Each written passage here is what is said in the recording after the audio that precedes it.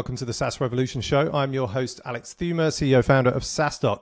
Delighted to be joined today by Mike Tessler, who is the managing partner at True North Advisory and the founding CEO at BroadSoft. Welcome, Mike, to the show. Hey, nice to be here, Alex. Great to have you on. So you're now based in Austin, Mike. How long have you been there? And what was the decision to move to Austin? Obviously, a great place, and SaaStock USA is there as well. It is nice. It is a good place.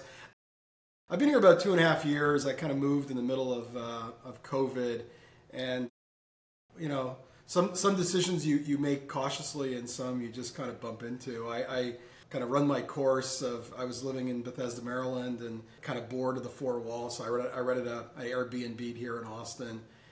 Have some friends here and figured just kind of change the scenery. And one of those friends is a real estate agent, and we went to see a few houses, and before you know it, I made an offer, and before you know it, I moved to Austin. So very cool. It's been a fun 2.5 years. It's a fun city, lots of entrepreneurial spirit, lots of interesting folks, lots of good music, good food. So fun place.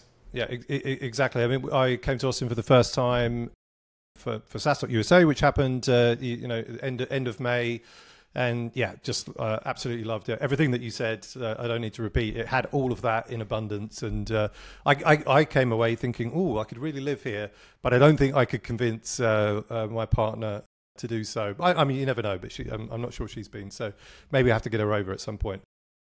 But Mike, so we know you live in Austin, but we need to know a little bit more about you. Who is Mike Tessler? Who's Mike Tessler? Well, I guess the best way to describe who I am is I've been in the tech space since the beginning of my career. Always fascinated by the impacts of technology and how kind of bringing new technology to the world. Mostly in the space around. I started my career in the telecommunications space, and then obviously with the transition, kind of in the middle of telecom and SaaS. In BroadSoft, moving into that space. So it's been a fun career in the space, and excited in my last or my current hurrah.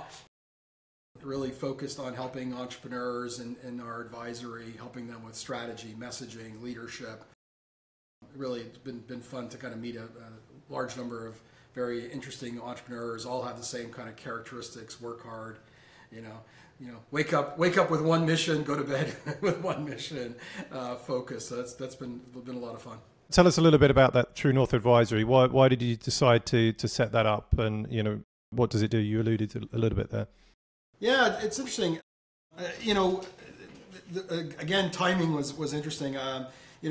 We had in 2018 we had sold BroadSoft to Cisco, and I had agreed to stay at Cisco for a couple of years.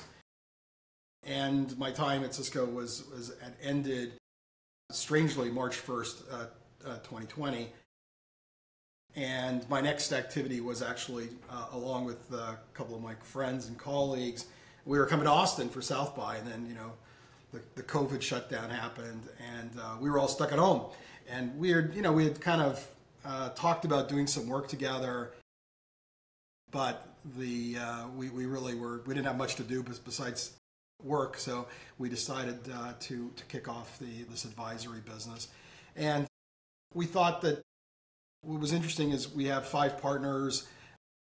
We all know each other for a long time. We all have BroadSoft in the ecosystem. They all, and everybody has at one point worked at BroadSoft. So, and we have different skill sets, from sales and go-to-market to CFO to IP to technology. So we thought it would be a really interesting opportunity to kind of give back, stay very active in the community, but really kind of work with entrepreneurs and helping them kind of scale their business.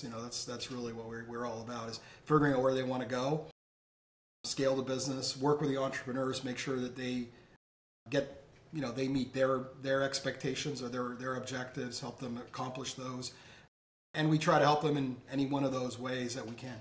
And with the entrepreneurs, do they need to be because obviously we talk about scaling here, so do they need to be Series A, Series B? Is it B2B SaaS specific, or is it just in general kind of tech? Where's the focus? Yeah.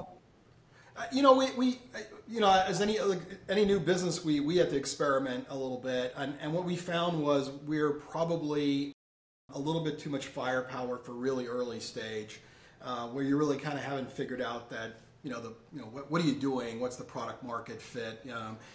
Pre any customers, probably we're a little bit too much firepower for that. So typically we like to involve ourselves in companies that are just beyond that. That would be the earliest stage. Have a few customers, kind of proven product market fit. Then we can come in and really help scale across all of the various dimensions. Scaling requires more capital, investors. It requires recruiting the right kind of people, growing the leadership team, and obviously investing in sales and marketing and messaging and so on. So that's kind of where we play in. Again, experimenting a little bit, we were focused on B2B SaaS as kind of a generic area. We spend most of our time in the category of CX, customer experience. So obviously, legacy stuff like call centers but analytics and the big investment area now, conversational AI. Mm-hmm. But lots of areas around automation, data cleanup, all kinds of stuff that all impacts the customer journey. And so most of our activity is in that domain. And just then on BroadSoft, just to share a little bit of data there for the audience that may or may not know them. So how old was BroadSoft when it got acquired? How many people? Can you share the revenue? And then I think the exit amount that Cisco paid is public. I saw between 1.8 billion to 2 billion. So within that range. But yeah, can you share a little bit of data points on that?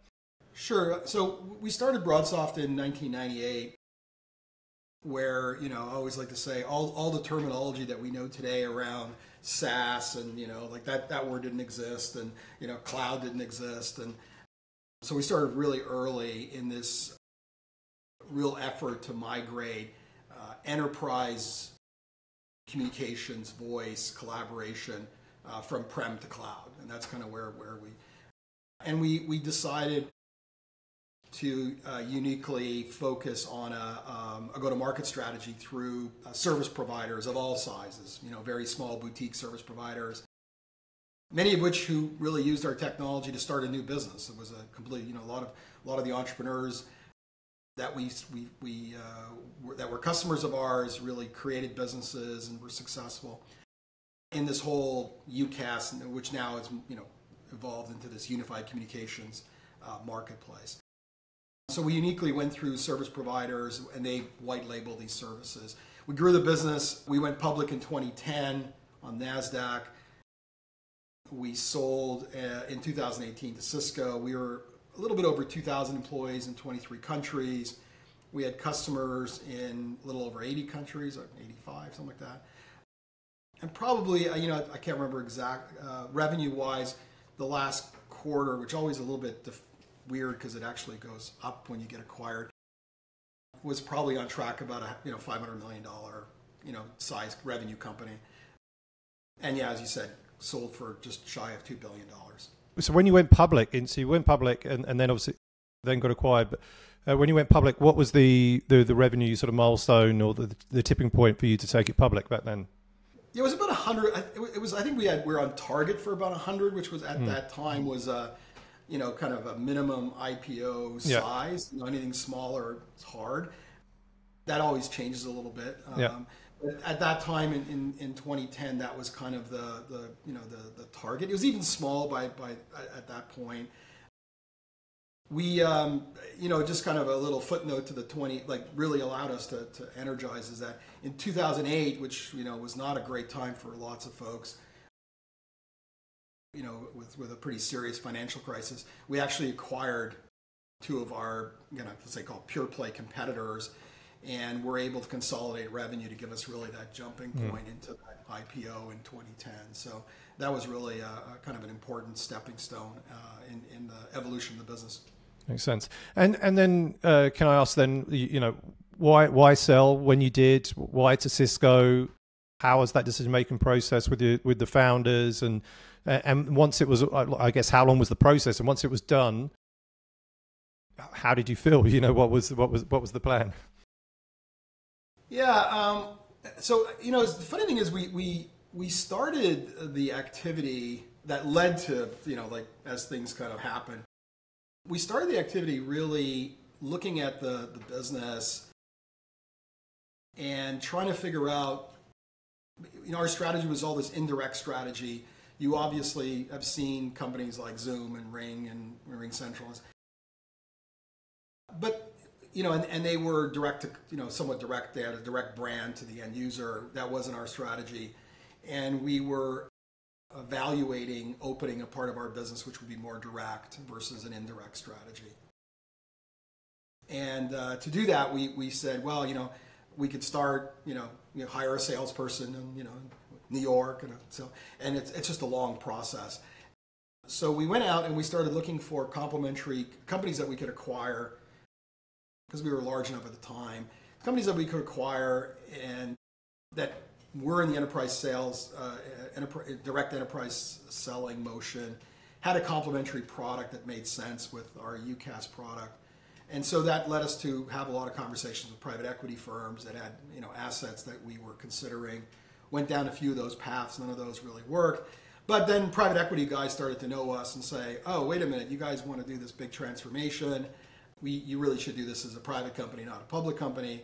And so they started kind of proposing a take private process, which then started kind of a frenzy around that. And then, of course, the board said, oh, wait a minute, we've got all this private equity interest. Why don't we open it up to some strategic? So I'd say, because it's probably somewhere, I know it's well documented somewhere. I think the process had 16 players at one time. Right. So how long it took a lot longer than anybody could imagine. Probably a year for the whole process to occur. And we eventually came down to choose between three offers. And I think for the customers and the employees, I mean, the pricing was pretty much the same. So proceeds to the shareholders and we were a public company, so public shareholders was about the same. But Cisco just felt like a better home for the technology, better home for the employees, and better home for the customers. So it just seemed like a really good fit. You mentioned it taking a year. During that year, are you spending 50% of your time on that, 75 or 100? A lot. And in fact, Alex, good question, because at some point the process just was, you need a trigger point, right? And it was just dragging on. And I'd probably say I'd spend, historically at BroadSoft, I would spend most of my efforts in sales. I was on the road a lot. I was very customer centric. Had a really great team, of colleagues kind of managing internally and managing back office and so on. And then this sales process kind of took me away from selling, which was not something that I like to take my eye off. And so eventually I had to go to the board and say, look, we're going to call time on this and basically tell parties that have been in the data room and talking to us that you got, there's a board meeting happening. I remember the board meeting on Thursday. Your bids are due Wednesday. Thursday morning we're opening bids, and we're going to pick a bid or we're going to pick no bid, and we're going to just get back to business. And that's how the process finally got. It was a forcing function. It was a timing forcing function. I worry that we didn't do that. It would have gone on longer. Yeah, no, I can imagine. I've spoken to a lot of founders that go through M&A, and it always goes on longer, and they get very frustrated at certain points that they get perhaps so frustrated they kind of want to stop the process. But it's a matter of patience. In our history, we acquired 25 companies, pretty close, 25 companies, mostly small companies, tech companies, tuck-ins. So we were familiar with the pain we inflicted on others. Yeah. But we had no idea how it felt when the pain was being inflicted on us. But yes. And you asked a question like, how does it feel? It always feels a bit, the day after, it's like, okay, it's like I'm no longer. Well, the day after, I was still kind of in control. There was really very little change. But over the first 6 months, you start to lose control of the business. Things start getting chopped up, all over the place. And you at some points you get frustrated because you see your baby being mistreated or treated in a different way than you would have. But you got to move on. It wasn't a short ride. It was 20 years for my co-founder Scott and I.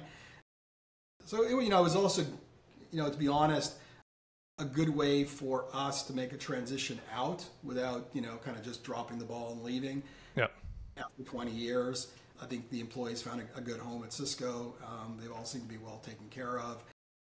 So I think that was all kind of a good set of moves. Let's talk about some of the key sort of lessons then. Obviously there's loads, right? But if we distill it down into let's say 3 key lessons as you grew the business to 500 million, over that period of time, in terms of revenue, that is. Let's talk about some of the things that help you do that. So I think one of the things you mentioned sort of like in the notes around sort of like continuously reviewing strategy, aligning the team to the big picture. So let's talk more about that.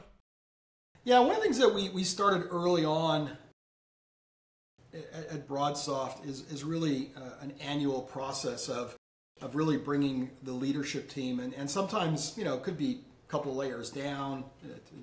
Every year was a little bit different based on circumstances, and really, kind of looking at the numbers and with, kind of a critical eye, look at the customer feedback, look at the product, look at competition, look at market dynamics, raising money, capital valuations.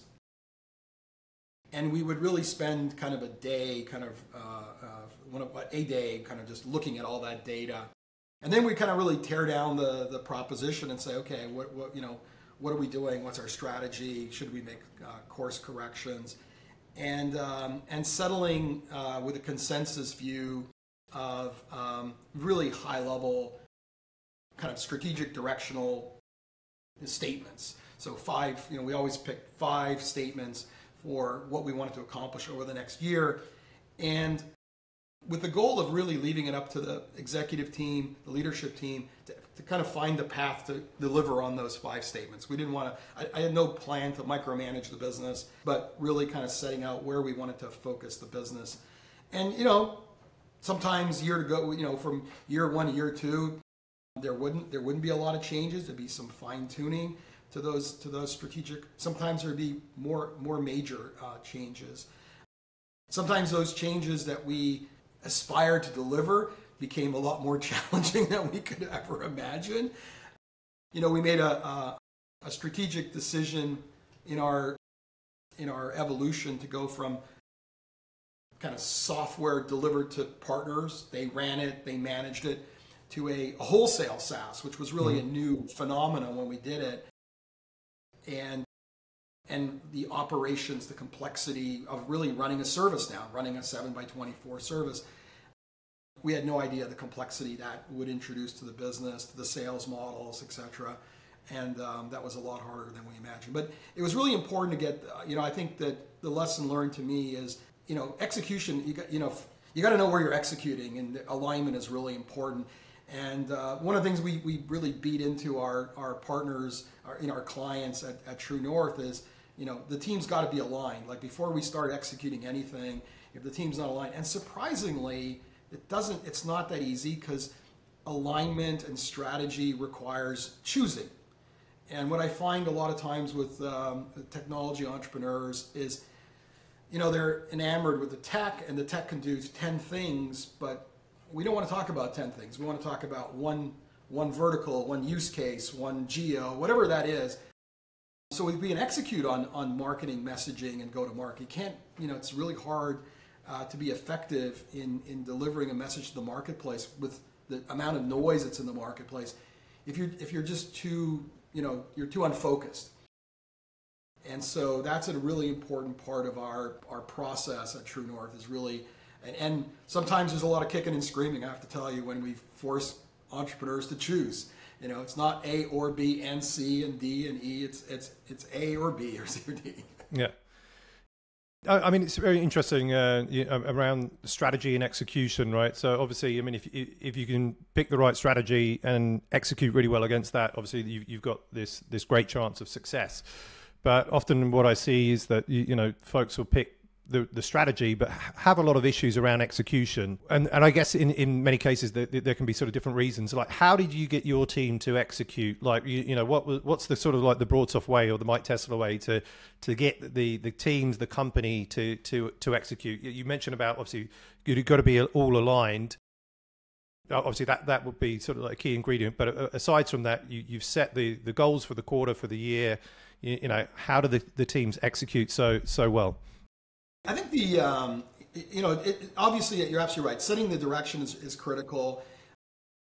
And one thing we would also then do is allow the teams to go away, take that and create, what their execution plan was, and be realistic around how much we could do, how much we could fund. Sometimes we just simply couldn't fund all this activity. We had to choose.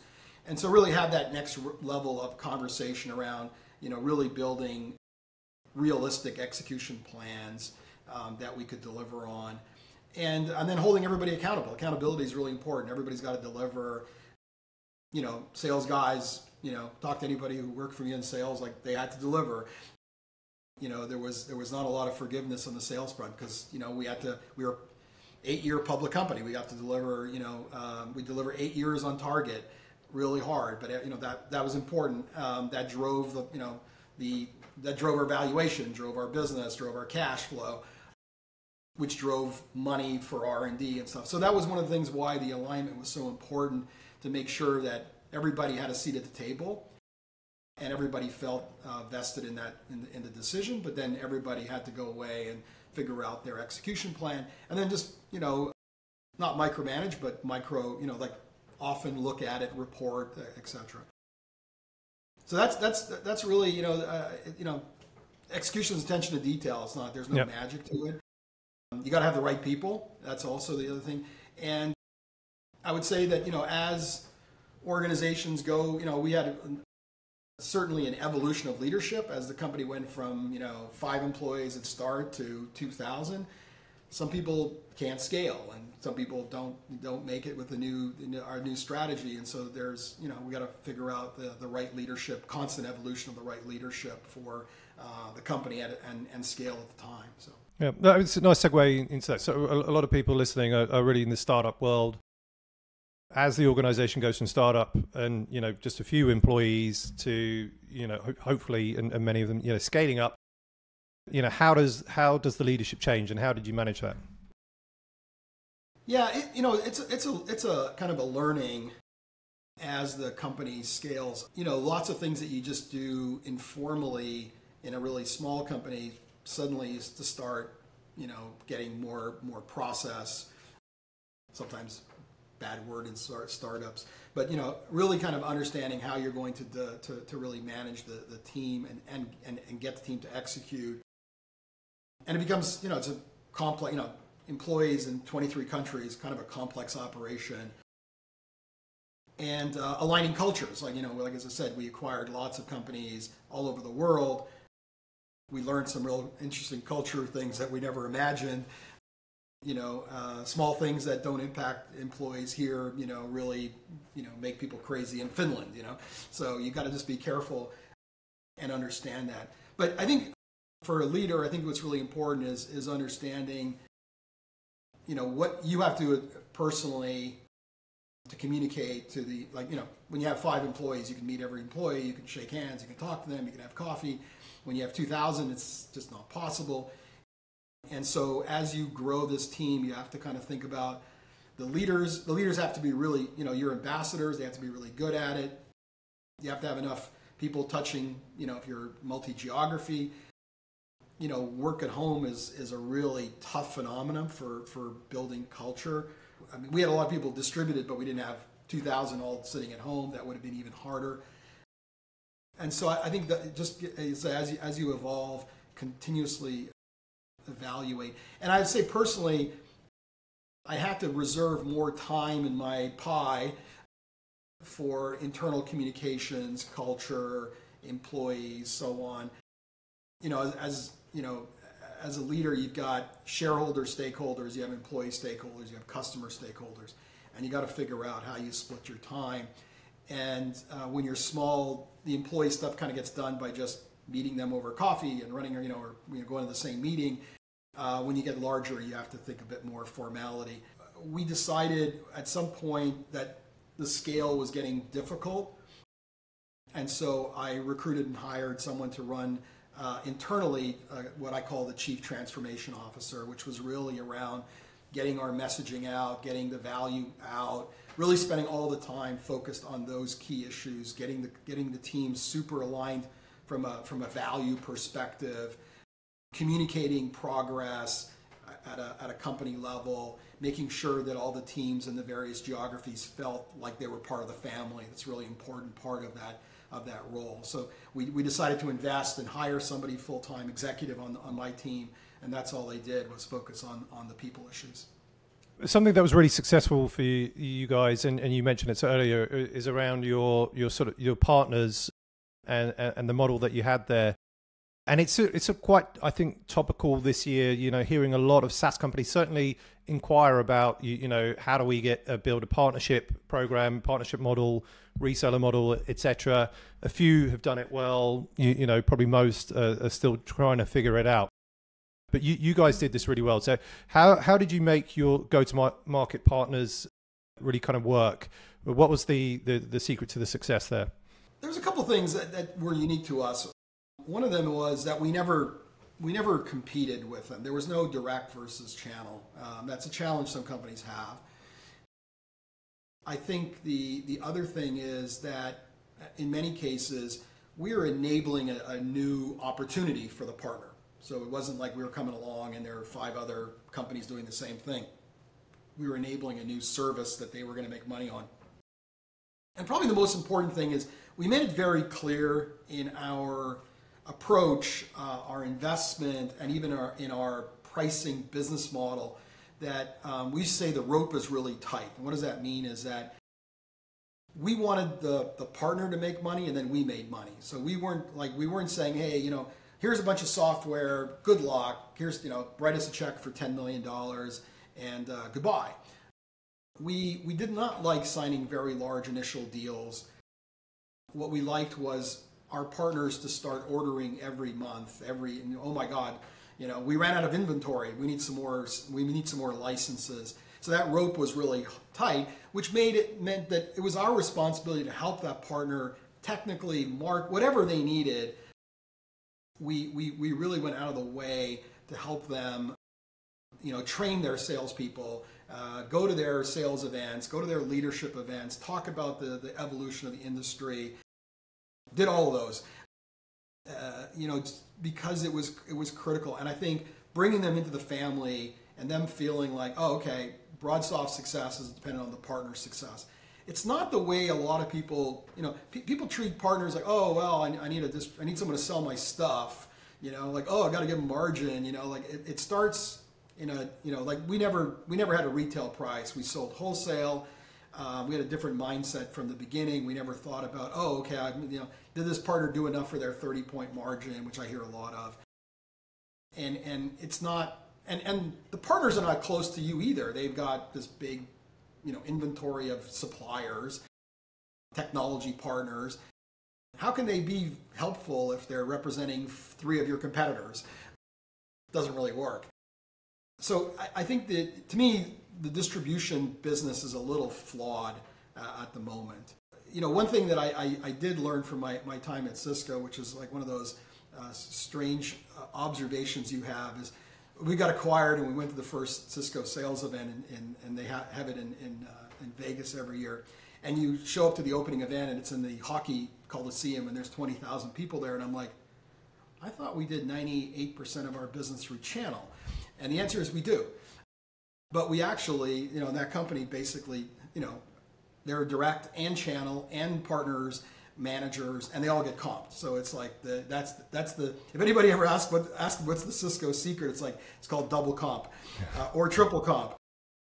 They make sure everybody's happy. Like there are direct sellers, there are partner managers, and there's a partner, and they're all making money. that seems to be the secret why Cisco has survived as a company for so long and had, fairly successful partner arrangements. But I think that a lot of SaaS companies, the other thing is, Alex, you know this, in the old days of partners and distribution, they used to do stuff. They would go install, they have a screwdriver, they would install stuff, they would deliver a box, and they would plug it in, and they would, what does the partner do in the SaaS world? Like turn the license on, and so a lot of technology companies like, what does the partner do for us? Why do we have the partner involved? They're not doing enough.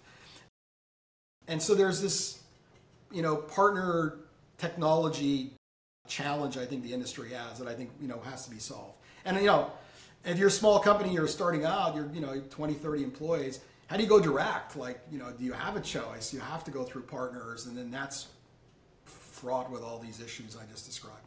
Yeah, no, definitely. Thanks for sharing that. We're going to move into the quick fire round. Okay. So Mike, I'd like to know what one thing has moved the needle the most for you in your career? Probably early on getting a really difficult one of those 360 reviews, and realizing that I was a bit more outrageous than I am today. So. Very good. Who gave you that? 360, it's kind of everyone, right? So, yeah. What's the best? It was rough. Yeah. What's the best advice you've ever received?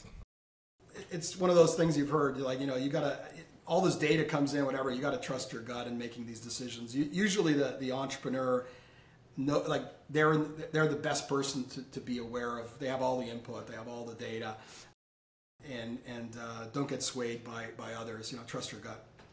Well, biggest failure you've made and lesson learned? The feelings are always, I have to say, always a little bit frustrating.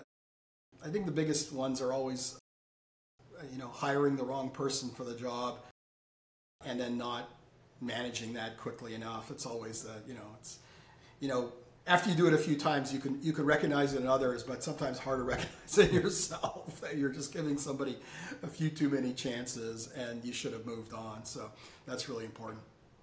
Hardest thing about being a CEO?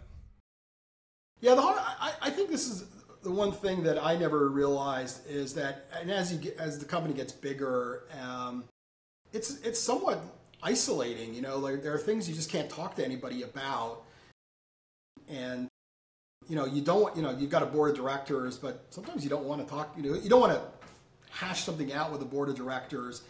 There are some things that you don't want to talk to your staff or your leadership team about. And so it can be lonely, and you've got to find some safe folks to talk things through.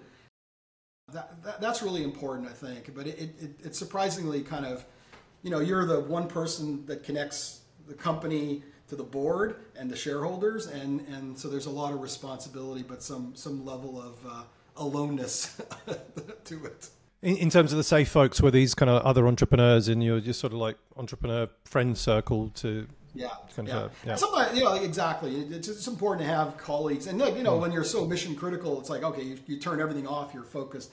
But it's important to figure out at least 2 or 3 folks, and it could be mentors, peers, whatever, but places that you can have a safe conversation that you may not want to have it with a board. Now, I have to say that I was pretty comfortable talking with some board members about anything, like saying, hey, close the door, let's have a conversation. But you got to develop that relationship. So anybody like that you feel comfortable where you can have an open chat. Have you got a favorite book on business or a business book, and why? I don't have a favorite one. I read a lot. I read a lot of books. I should say I peruse a lot of books. I try to suck up one concept. I do like this idea, and I've done this quite a bit, is I'll pick up a book, try to grab one lesson learned and apply it. And say, okay, let's try this out, and frankly, this what we call the strategy review internally, we used to call the top 5, annual top 5. That came from some book that I read on a flight somewhere, and it was kind of a trashy business book, but I said, okay, let's apply this, and it was a very simple kind of 3-step process that we adopted and adapted and used for 20 years. Fair enough. Mike, you've been a great guest on the SaaS Revolution Show today, so really appreciate you sharing with the SaaStock community. Where can people find you online if they want to reach out and find out more about you or True North? Well, you can obviously on LinkedIn, you can find me there, or on TrueNorthAdvisory.us. Lovely. All right. Well, thank you so much, Mike Tessler, a managing partner at True North Advisor. Really appreciate you coming on the show today. Thanks, Alex. It was fun.